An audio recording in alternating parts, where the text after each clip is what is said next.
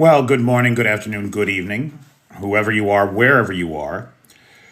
Whenever it is for you, for me, it is just past midnight on Tuesday, January the 7th, 2025, which makes this the news for Monday, January the 6th, day 1048 of Russia's 3-day special military operation.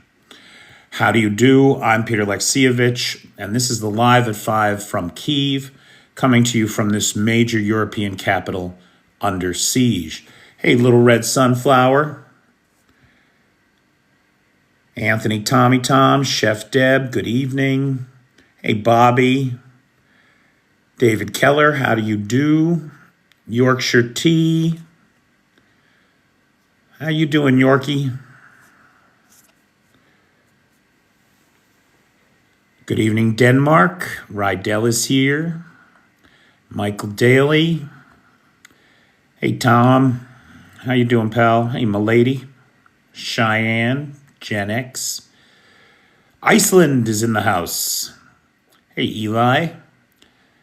Iceland, where everybody knows how they're related to everybody else. Hey, Thomas. Welcome, Sweden. Welcome, Croatia. Tisno, how you doing? Hey, Darlene.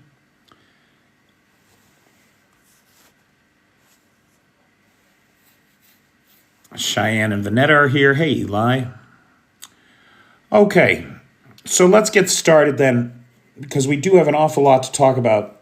Boy, oh boy, do we ever. So we'll start with last night's missile and drone attack against the territory of Ukraine.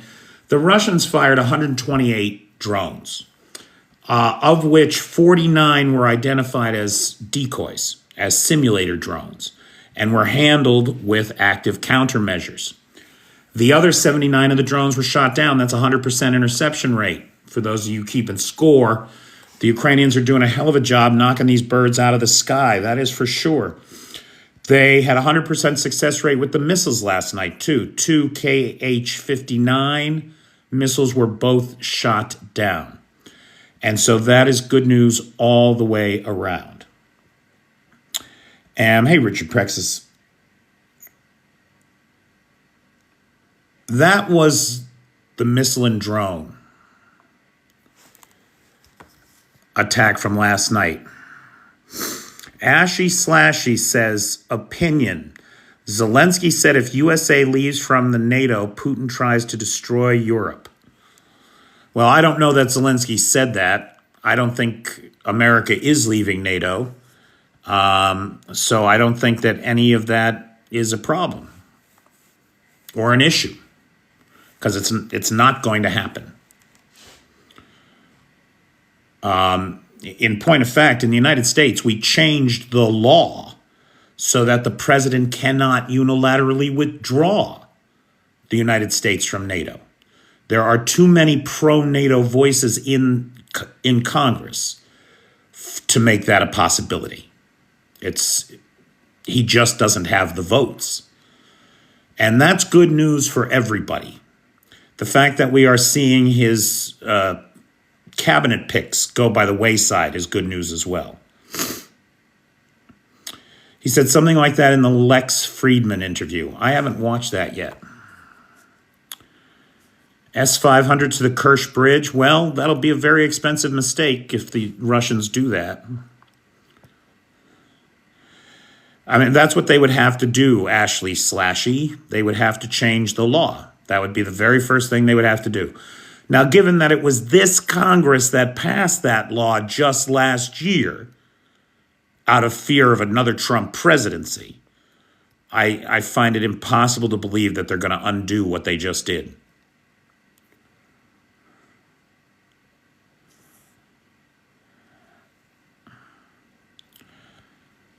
How can Putin keep face with what's happening in Syria and the Mediterranean? By lying through his teeth, Michael, right?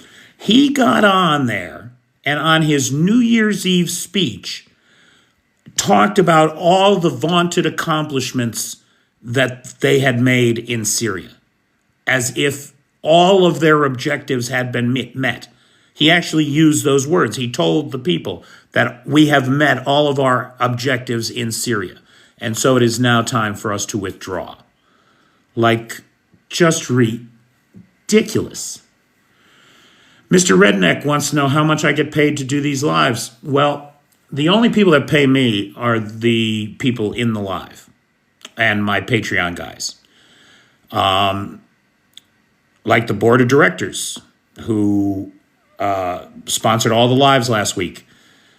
Arn is here. I know. I saw Arn come in. Chris Carter, Bobby, Dan Ballard, Fitz, and Ballerina, right? So, CyberDoc is here. He's talking to Mr. Redneck. You handle him. You handle him, CyberDoc. I'm tired today. I'm still recovering from this bug I've had. I didn't do anything all weekend but drink tea and watch old movies, which is what you do when you don't feel well, right? So I can tell you the last live that I did on this Friday night's live, I made 13 cents. This is not something you do to make money. This is something you do because you are a fanatic. You are a crazy person who really believes the things that they are saying, who genuinely thinks that democracy is a better way in the world than autocracy, who genuinely believes that all people are created equal and entitled to equal protection under the law, and that you shouldn't have a separate law for the wealthy, that they don't get that privilege just because of their privilege. Anyway. Oh, Bobby, I don't even remember what I watched. You know, you just put something on, you know, that's familiar, that you don't have to worry about when you fall asleep for 5 minutes. You're not going to know what's happening when it comes back on. Oh, I did give the John Wick movies a try finally, but they're fucking terrible. I mean, yeah, if you like watching a guy going around just executing everybody, okay, fine, I guess that's for you.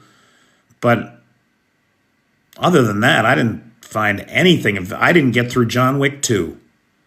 I watched all of 1. I did watch all of 1, and I tried to give 2 a chance. I couldn't do it. Could not do it. Terrible. Hey, Fitz. So let's talk about the big story today. The big story today is that I was wrong.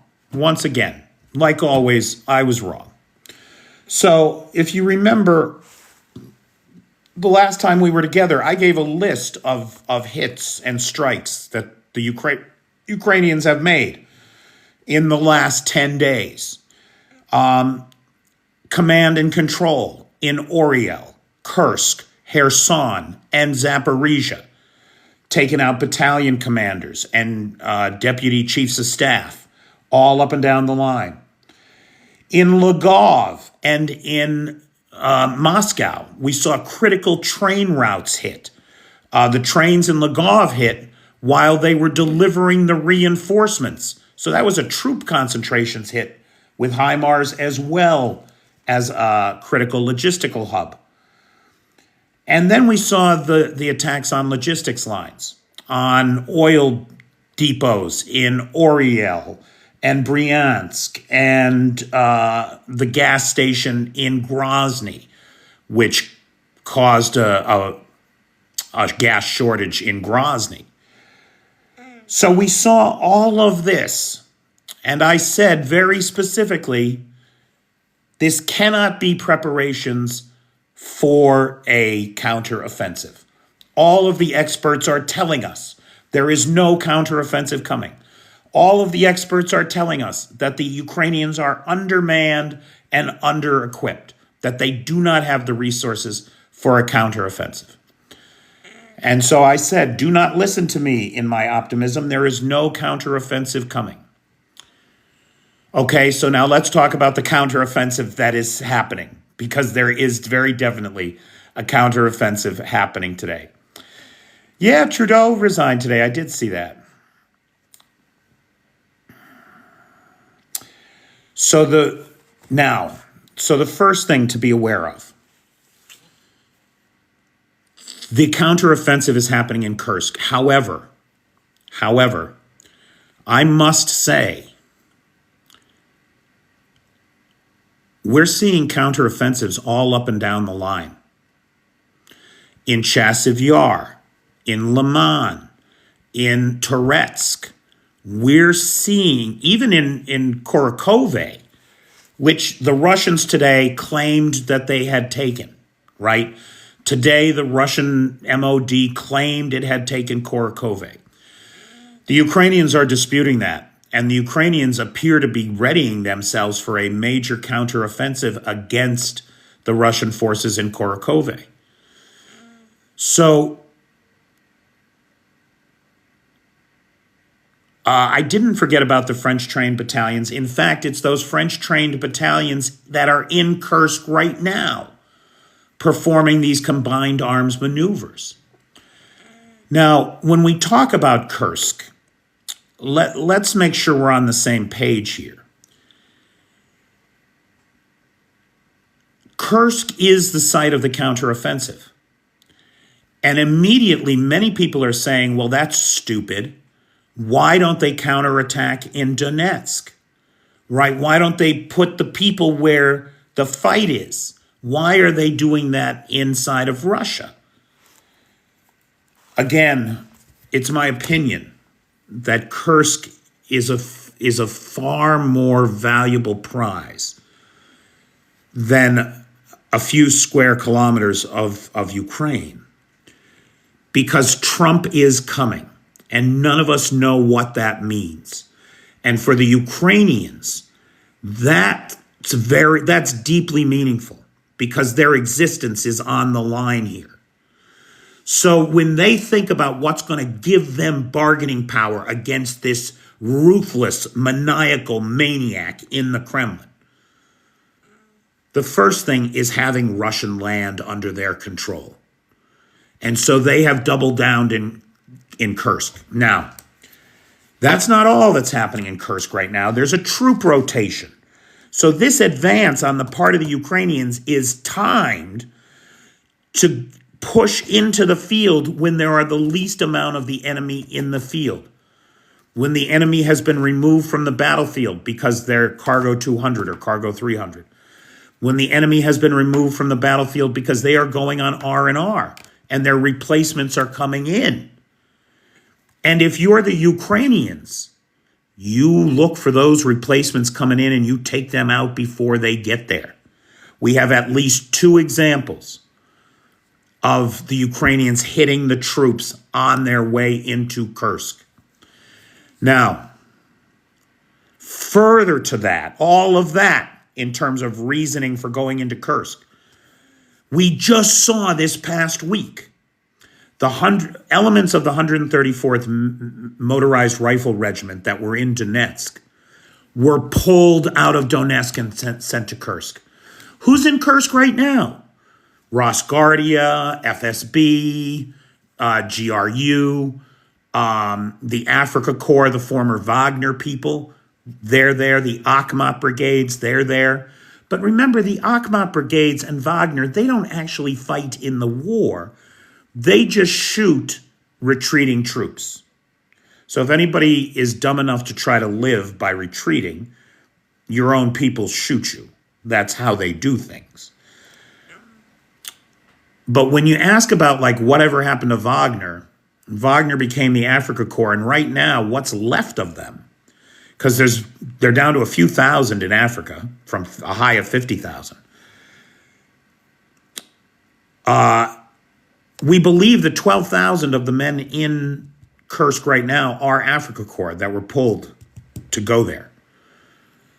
We know what kind of losses the North Koreans have suffered, 40% attrition. They're down 4,000 of the 11,000 men that they brought in. The replacements are being targeted en route to the battlefield. Why would Ukraine, 20 days before the inauguration of Trump, double down on Kursk? Because they want the Russians to make it their priority. They want the Russians to pull more men out of Donetsk and Luhansk and Kherson and Zaporizhia. Pull them out of there and send them to Russia. Give the guys on the front line a chance to find a weak spot because they're looking for one. That's what's going on. They are looking for the spots now. Every single day, every single minute, every single Ukrainian on the front line is looking for that weak spot. And they're going to find it because there's more than one. I promise you. And whether they find it in Liman or Toretsk or Pokrovsk or Korotkove, it doesn't matter. They're going to find it. They're going to find it. And I am increasingly convinced that they're going to find it soon. I think so, Mike. I think that weak spot will show itself because I think what's going to happen is the Ukrainians are suddenly going to get an influx of arms. And then they'll be able to pound the Russians the way the Russians have been pounding them for the last 3 years. And the difference is the Ukrainians have had to make do with nothing. So their shells go where they're supposed to. Every one of their shells counts. Putin is indifferent to all men, not just his own countrymen. He literally never thinks of anybody but himself. I promise you that. Except in how these other people might be of use to him. Hey, there's Mrs. Toad. Mrs. Toad is the sponsor of tonight's live. Let's everybody thank her, please. But do it quietly. Don't let her husband know. So, Mrs. Toad, thank you as a sponsor of tonight's live. I sure do appreciate it. So it's my opinion that the Ukrainians are doubling down in Kursk because they've got an opening. They've got an opening. The troops are on rotation. There's just not as many people there to defend. They are using demining equipment at the head of the column to demine in front of them so they're not suffering lots of losses to the mines. The word from the Russian mill blogger community is that the Ukrainian use of electronic jamming, electronic warfare, is killing them, literally. They can't communicate with each other. They can't communicate with command. Their communications are all down, all jammed, and they can't get any drones into the air. That is going to be a problem for them. The Ukrainians, for their part, guess what they're using? What's been in the news every time you turn around the past week? Magyar's fiber optic drones. Impenetrable to jamming, my friends. All you need is a 4-kilometer piece of fiber optic cable, and you'll never be out of touch with your drone again. And that's what they're hitting them with. This cloud of electronic warfare that causes confusion, breaks down the communications equipment and gear, keeps their drones on the ground, interferes with the planes too. Whatever it is they're doing is interfering with plane communications.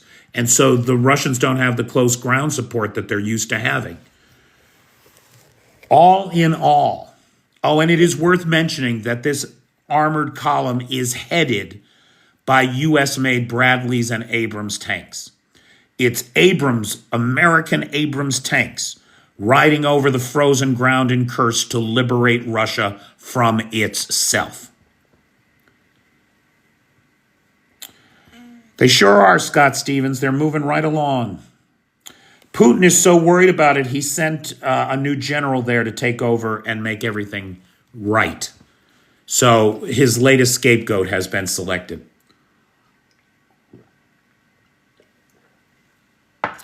Yoda, I haven't seen the Zelensky interview yet. RF uses fiber optics too. Unfortunately, they've managed to get some of those drones in the sky, but it's, from what I'm reading, PT. They're not having anywhere near the efficacy of the Ukrainians. And the Russians are having problems dealing with them. Tanks in Kursk. No, that's a beautiful brand new Abrams you're looking at there. Now, this thing about the drones, the fiber optic drones, it really does go to the point that Ukraine is fundamentally changing the face of warfare every day. What we're seeing, so now look, last week we saw a drone use a rocket to shoot down 2 helicopters, right? That drone it turned out it got both those helicopters. Using those, what are they? The R-73 Sea Dragon missiles.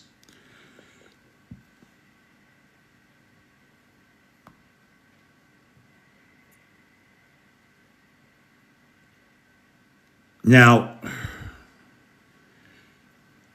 last week, when those Navy drones shot down those helicopters, that was the first time in history that an unmanned vehicle took out a manned vehicle of war. First time ever. This has been repeated now yesterday. Magura 5 drones hit and destroyed 2 Panzer A-1 air defense systems and an OSA air defense system down in Kherson. Absolutely amazing, breathtaking. And it goes to the point that Ukraine's not just making drones. Ukraine is making combat platforms. That drone that took out those air defense systems, it was a sea drone that was equipped with its own first-person view drones that it could launch to take out the land targets. Holy cow. It delivered them right to the south bank, or the southern shore of Kherson, and bop, bop, bop, one after another, just picked them off. That has never happened in the history of warfare. That a drone deployed a drone to destroy manned vehicles. Never happened. These drone platforms, these Maguras, they're not just a one-way kamikaze drone. They're a combat platform. They can deploy their own drones and then get this. What's the distance? What's the functional distance for a drone? Maybe 10, 15 kilometers, 20, maybe. The drone itself becomes a repeater station for the first-person view drone operators. So the drone operator that's using that drone down in Kherson could be 200 miles away up in Mykolivka or someplace. Safe in a basement, doing his job.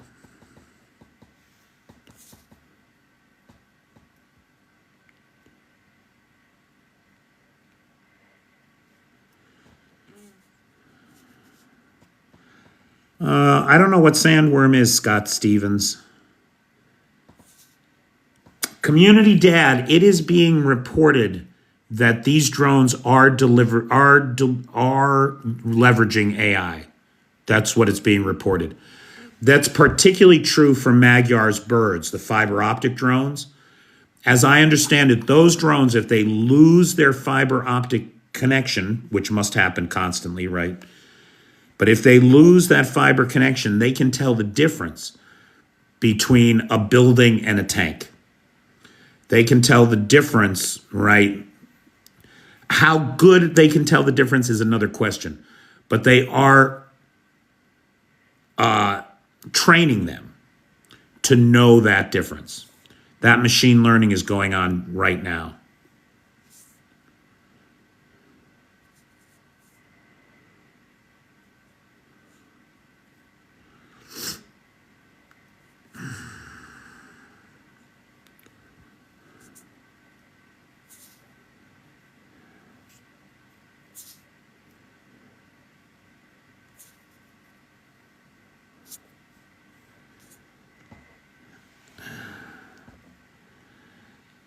Hey, Peter, I hope you're doing well. Hey, MG United Top Flyer, how you doing, pal? This guy, MG United Top Flyer, he uses airline miles to get people out of Ukraine. If anybody's got airline miles, you might want to talk to him.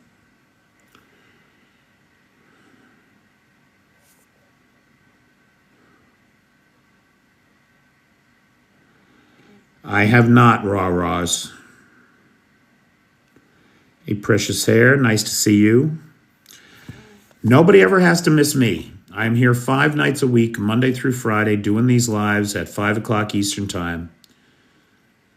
And of course, I post every day. Almost 3,100 people, MG United Top Flyer has flown to safety. Nice work, pal.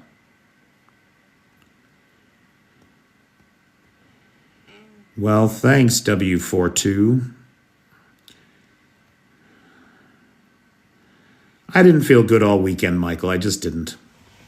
It's just, it's cold and wet and miserable, and it's that time of the year. Oh, look, the truth tells nothing but lies. Would somebody show that person to the door, please?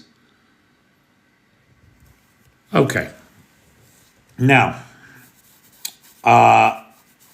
so when we think about drones today, and Ukraine in particular, we no longer think about just drones.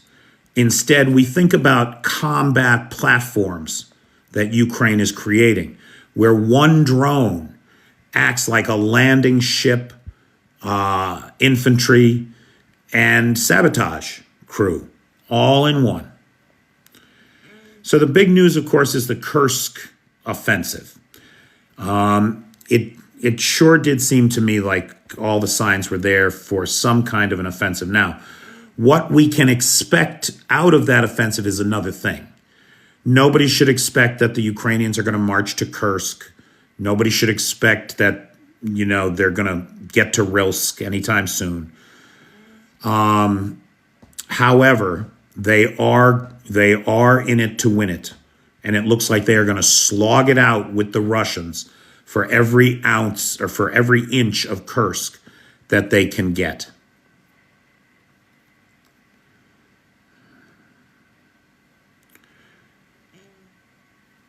Aiden, I am hoping every day that we're going to see Ukrainian missiles hit Moscow. When that's going to happen is another question. The Ukrainians just ordered 3,000 of their own domestically produced missiles for this year. It was a bad week for Russian aviation, right? We know they lost those 3 helicopters down in the Black Sea. We know that they lost that Su-25 in Donetsk. And now it's being reported today they lost another Mi-28 in Voronezh, as well as a Supercam drone that was shot down by friendly fire somewhere in the Donetsk region. I did a video of it. There's a picture of it just flying in the breeze off the telephone lines. Transnistria is having problems, boy. Transnistria is having real problems. Transnistria, of course,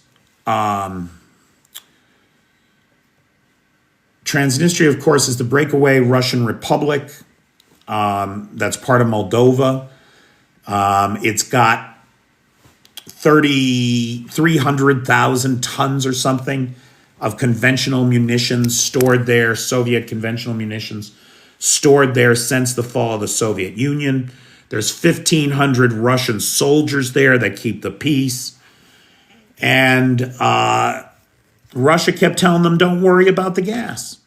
Don't worry about it. We got this. We'll keep that gas line open. No problem. And of course they couldn't, right? There's no way.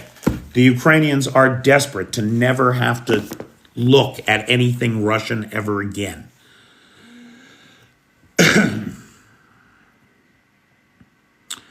So Ukraine cuts off the gas to Moldova, which in effect cuts it off to Transnistria. Now get this. The Russians are so busy lying to everybody because they don't want anybody, hey, Angela, Happy New Year, because they don't want anybody to think that anybody can get anything over on Russia, certainly not the Ukrainians. The Ukrainians are nothing. They're not even a real people, right? They don't have their own language. It's just a corruption of our beautiful Russian. This is nonsense of the worst kind, my friends. So he cuts off, Ukraine cuts off the gas. And do you know what the Russians say to Moldova? They say, we're cutting off your gas because you haven't paid your bill. Something that is patently untrue, something that, you know, the budgetary office in Moldova has provided the evidence for that they have paid the bill. That's not it. They just cannot stand admitting to anybody that they didn't get their way. It's unreal. Nightshade is talking about. Now I understand it's more widespread than that. That the water is off pretty much everywhere. Did somebody just block Roberto Clemente again? Guys, is he really that bad? What did he do now? All right, we'll talk about it later. But I am getting tired of unblocking him. Okay, anyway.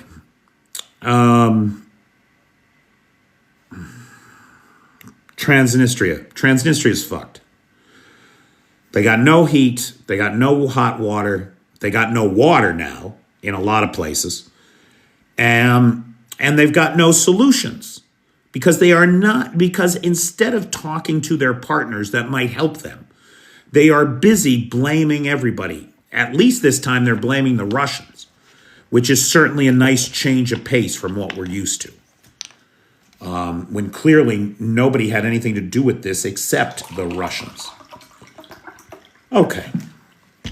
So, guys, I want to thank the moderator team, the best moderators on the Tickety Talk, Vanetta, Cheyenne, PTJ, and Travis. Hey, Owls are magic. Big thanks to Lars, who has the Peter's Peeps group. Lars has the Alexievich archive and the Discord server. And Nightshade, who has the Peter's Peeps group on the Book of Faces. I'm Peter Alexievich. Mrs. Toad is our sponsor tonight. Everybody thank Mrs. Toad. Thank you. And we'll go to questions. The president controls the CIA. Well, actually, I think, doesn't the director of the CIA report to the Joint Chiefs of Staff and then to the president?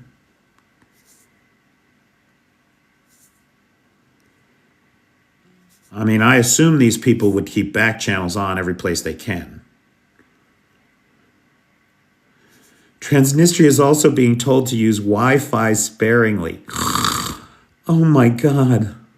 Can you imagine being in public office and having to say to the people that you represent, everyone stay in living room, close windows and doors, keep electric heat on in living room. If you use a kerosene, open the window. Motherfuckers.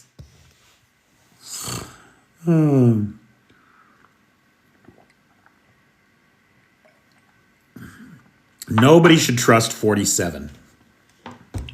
Nobody should trust him. You know, this has only happened once before in our history where somebody got elected, didn't get elected, got elected. It's only ever happened one time. What's his name? Teddy Roosevelt couldn't even pull it off. Hey, Titch. Your leader failed to renew big oil and gas deal. I have no idea what that means, Pueblo Juan.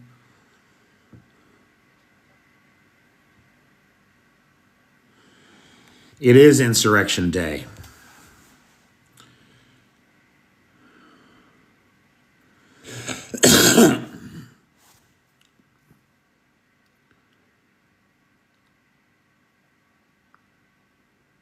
Since the beginning of the year, 6 incidences with carbon monoxide poisoning in Transnistria.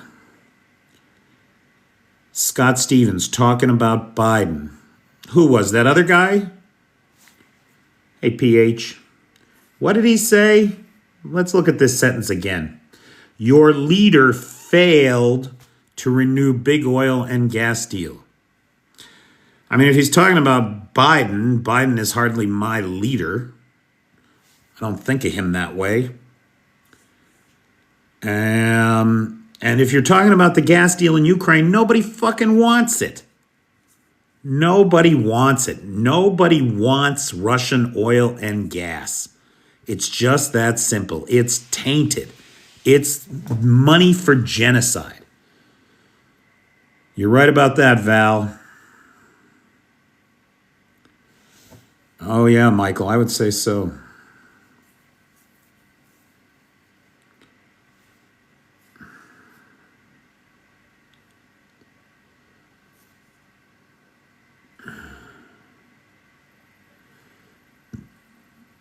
Damn right, Ethan. I'm with you.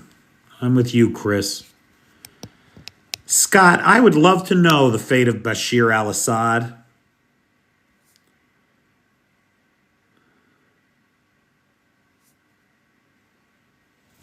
Well, PT, how did you answer that questionnaire?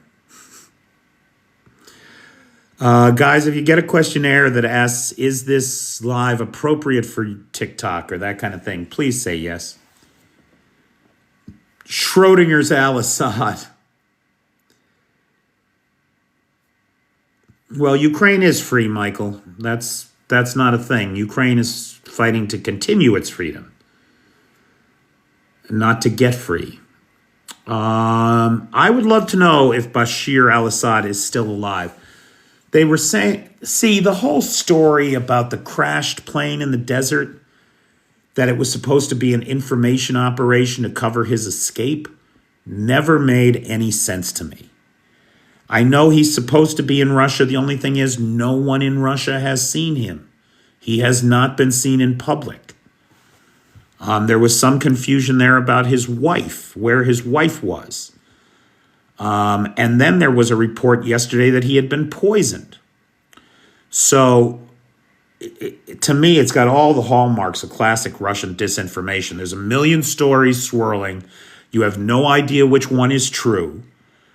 So we'll just have to wait and see.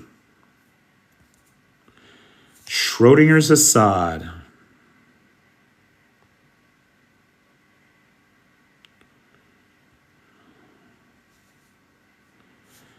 Yeah, that would be the goal, Michael, that's for sure. Or, Anthony, that would be the goal, too. Putin, Trump, and Musk all in space on a Musk rocket. I like it.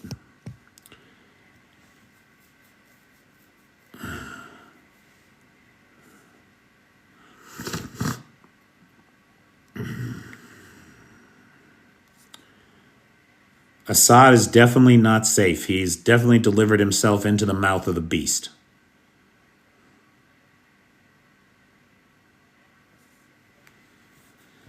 Oof, that's a good question. I don't know the answer to that question. Did bin Laden and Saddam Hussein kill as many people as the Syrian president did?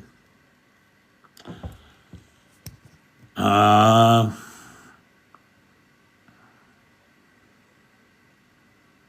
don't know that Saddam Hussein killed that many. Honestly, I'd have to look it up. Russia has escaped the Mediterranean.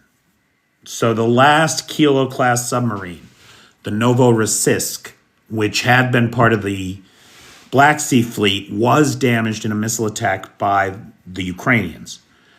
Left for the Mediterranean, about 8 months ago to keep it safe. And it's been harbored at the port of Tartus since.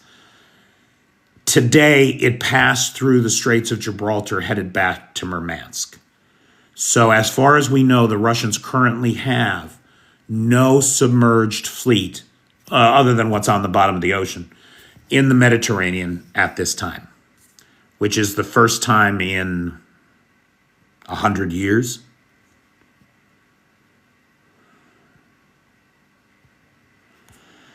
Oh yeah, there's no way that, you know, it's estimated that Putin put 32 billion into Syria, and it's estimated that Assad got out with 135 billion. You know that Putin's taking that money.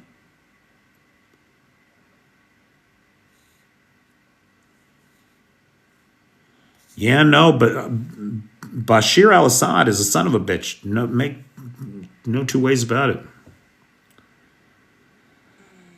Anthony, that's what everybody is saying, that Ukraine has plenty of weapons coming in now, and they are supposed to be coming in fast.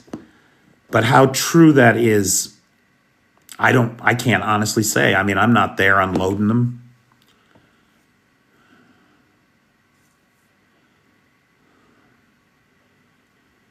Everybody does business with China, of course. I mean, you can't not do business with China. It just, it's too easy. They make everything.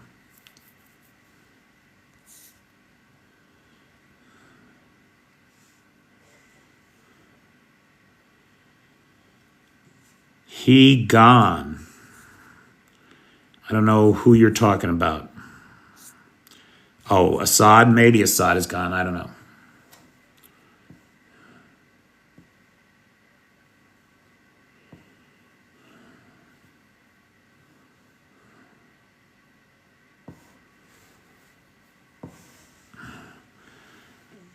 Oh, I didn't see that, Daryl. Biden permanently bans offshore drilling in 625 million acres of ocean. That's a good start. That's a good start.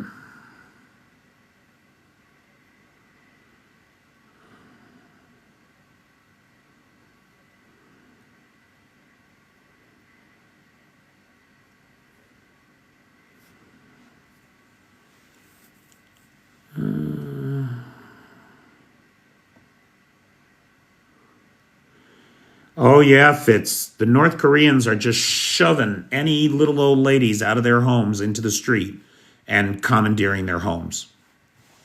They're not sleeping outside anymore. They know they're done. They've watched their friends go to the grinder. And they know they're next. They're not taking any shit in the meantime, it looks like.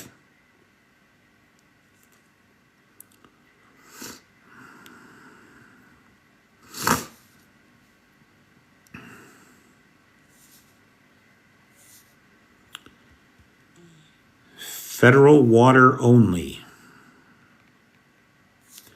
Well, I think that's most of the water. When we're talking about seawater,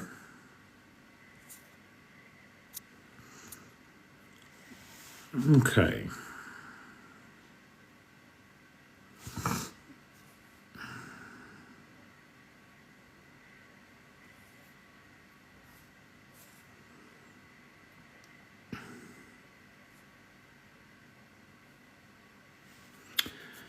Well, Baltimore, you're wrong about that. Things can be done permanently. Generally, you have to make there's a whole bunch more hoops to jump through. Like, generally, you have to make it a national park. That's one of the ways.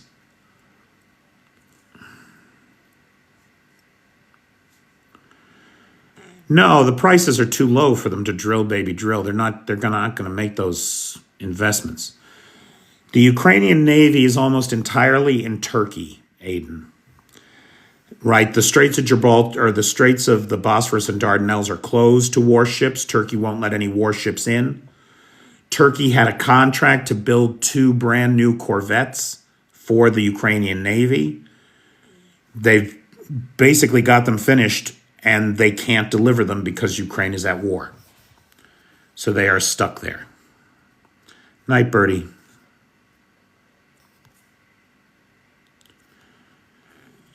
Trumpers don't understand that international waters exist. Trumpers don't understand that other countries exist. Like that Denmark has an opinion about whether or not Greenland belongs to it. that Canadians have an opinion about being Canadian.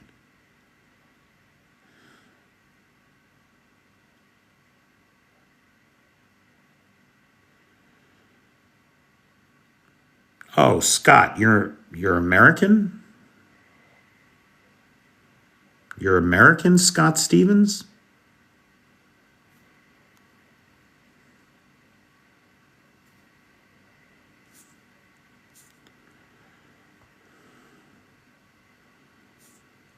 You have a car engine in your kitchen and you're stripping it down, Anthony. That is so unsurprising to me.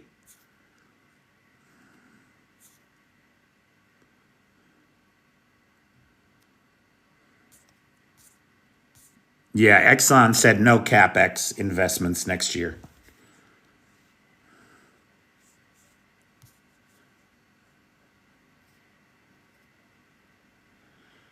The term is inside intercoastal waterways on oil ban?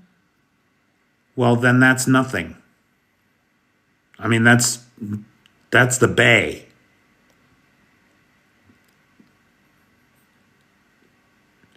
I mean, if that's really where the oil ban is, then he didn't do shit. I mean, I don't know because I don't know what you're talking about. I'm just going by what you guys are saying. But no, if that's what he did, then he didn't do shit.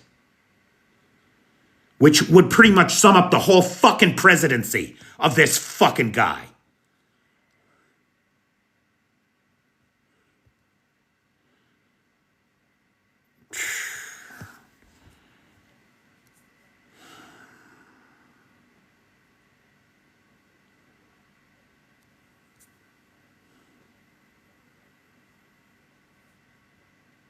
Yeah, you should stop telling people that.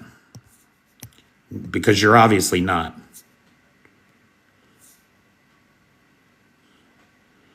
Hey, Ian.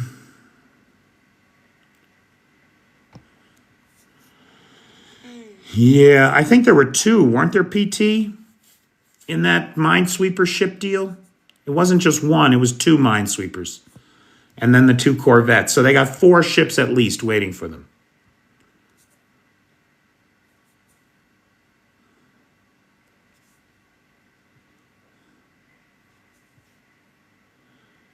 Honest to God, Blue Ariels.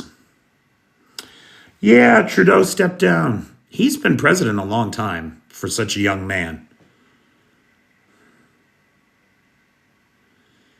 The oil ban affects nothing that we are producing on now. Well, it generally doesn't. Exxon will do stock buybacks before building more infrastructure. USJMS, it generally does. What this guy's talking about inside the intercoastal waterways. That's not a place where you ban drilling.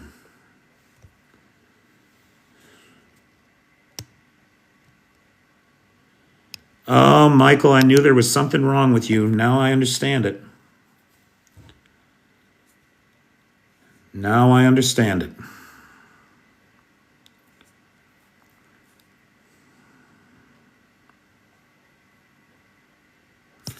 Trump's room temperature IQ and loose morals will doom us all. And these fools that elected him. Not the United States, that's for sure.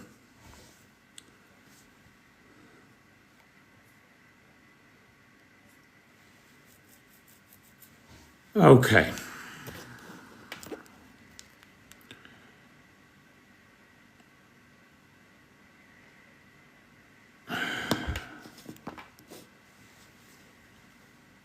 Hey, Sam, so I'm sick. I'm under the weather. I'm not my usual charming self. I cannot believe that we have Trumpers in here. Do you people not watch my videos? I think your guy is the devil himself, and I think you're all fools for voting for him. You have sold out American democracy. If for what? For this copper-tone con man? This shit, piece of shit, cheap snake oil salesman? I mean, what is wrong with you? Right, they've been conned, and they're too dumb to admit that they've been conned twice. Twice. How did you do this? How did you look at America bleeding out its ass from the last time you fucked it so bad on January 6th? How did you come back and think, oh, let's do more of this? Exactly, Ethan. They'll never see it because they just keep making up excuses for him. It's unreal. They never do, Nightshade. They never do. They are bred in the bone, fascists, racist, misogynist, anti-American to the core. Anti-American to the core. Oh, Elon Musk is the worst. How anybody idolizes that fool is beyond me.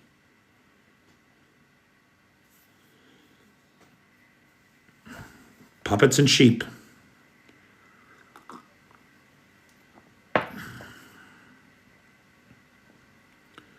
And they have the nerve to call themselves patriots as they do the most disgusting things to the flag, all in contravention of the requirements for handling of the American flag. Wearing it as a hat, wearing it as a shirt, wearing it as underwear. The irony is not lost on me. MAGA is tearing this country down brick by brick. They are doing it. They've undermined the rights of women, taken away rights that they had for 50 years. No, I'll tell you, Michael Boucher, I've been watching you because you're just a little bit too aggressive in all your comments. Now I understand why. You're one of them. Repent. Join the right side of history. Amen. Come back to a world where Americans believe that all men are created equal. How about that?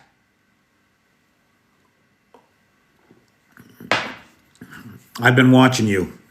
You're entirely too much of a zealot.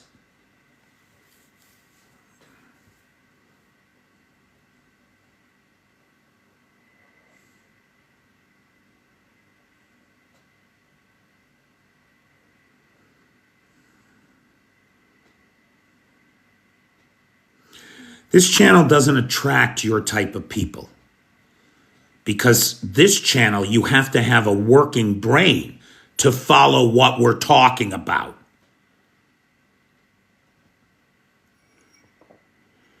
It's exactly what it is, Dark Irish. It's David Koresh and Waco, Texas all over again. These people are like viziers in front of the snake. They've been charmed.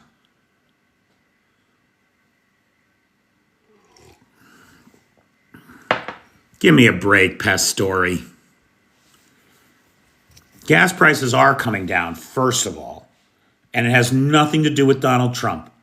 It has to do with the fact that the Saudis are back in business. It's not half the population of America. It's maybe 15%. It's maybe 15% of them cheering the death of democracy while YMCA plays in the background. Fucking sick, demented, these people. Oh, Paul, that is my fondest wish, is that the Republicans deal with him, have an impeachment, lock him up for real. That's the problem, Laurel. 15% of the U.S. is a huge number.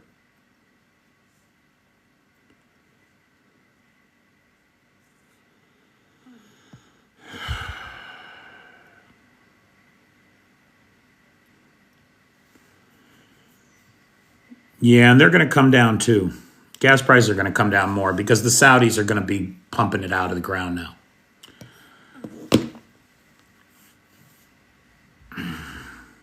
Don't get me wrong, I love YMCA and I love the Village People, but it's so weird to see these homophobic freaks dance into YMCA as if it's not the gayest anthem on the planet. I mean,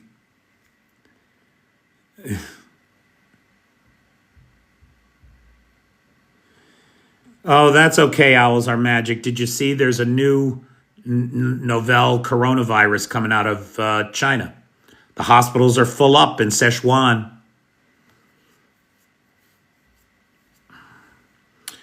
Scott, I don't think that Russia has much left to give. I think they're really on their last legs. The quality of the propaganda has fallen to, I mean, they were really getting good. It was really getting slick there for a while. Then they shot Prigozhin out of the sky, and now it's just gone to shit. Yeah, Val, I don't know what they're calling. They're calling the novel coronavirus in China HNMP, I think, something like that.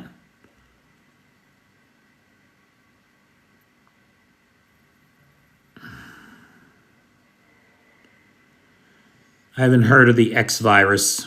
That sounds like another description of Elon Musk's social media platform.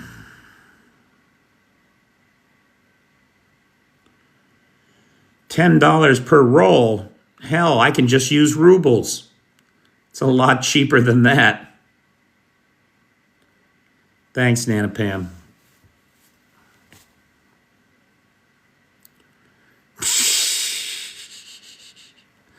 Fitz, you are funny, man.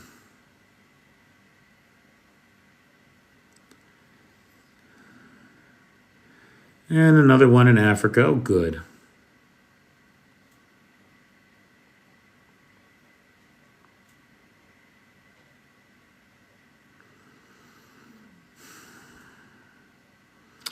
Thanks, Chef Deb. Yeah, it is about time to call it a night.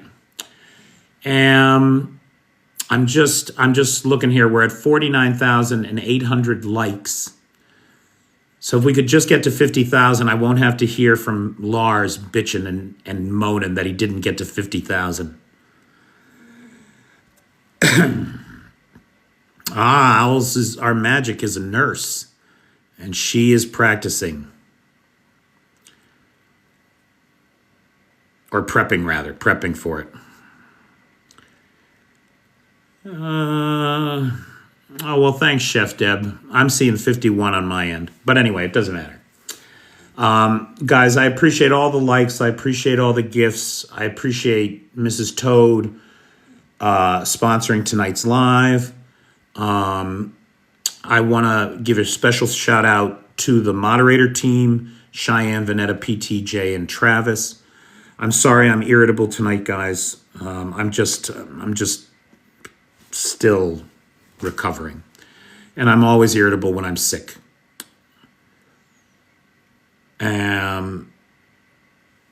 What else did I want to say? So that's it, I guess. I will see everybody tomorrow for the news that we are waking up to. And thanks, everybody. Thanks. Hey, Spear Point, long time no see. Always nice to see you.